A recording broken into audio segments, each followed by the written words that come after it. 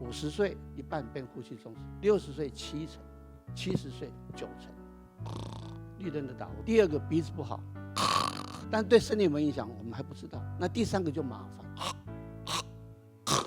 呼吸中止，这是什么？舌头掉下去。所以舌头对呼吸中止的影响是非常严重。打呼红绿灯，绿灯黄灯不要太紧张。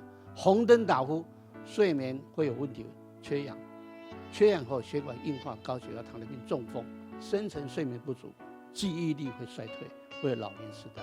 所以恢复深层睡眠可能是治疗阿兹海默症可能的治疗。所以我一直提醒，睡眠很重要，一夜好眠，全面健康。